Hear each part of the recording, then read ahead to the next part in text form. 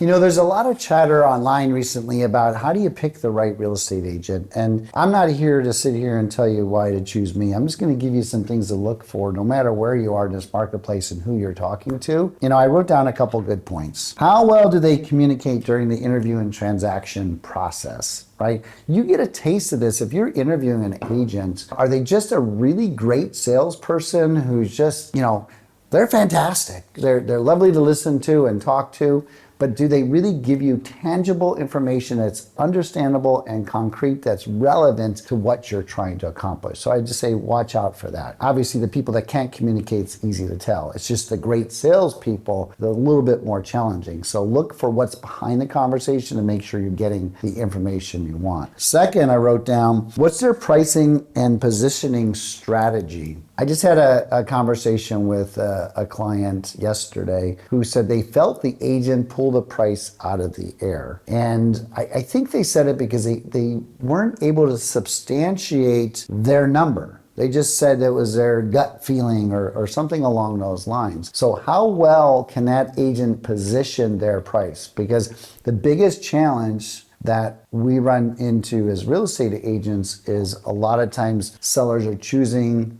based on the agent's opinion of value. The question is their opinion of value based on something that's concrete and specific, and can they explain it in a way that makes sense? I feel every homeowner should pick their agent and price based on what makes sense. Does the market substantiate it? Not just an agent's opinion, but what substantiates that price? And do both the seller and the agent agree that that's the right price? Number three, how prepared are they for this market? Every market's different. I haven't been in a market 38 years. I've seen the ups, I've seen the downs. And sometimes when you're dealing with agents who've just been in it a couple years, they've only seen one market. So are they prepared for this market that's happening right now? And I would ask specific questions about that and how they adjust and strategize or pivot when necessary when the market's making an adjustment in front of them. Number four, I wrote down, how do they handle follow-up and feedback? Unfortunately, after you sign the contract and then you get the poor follow-up and poor feedback,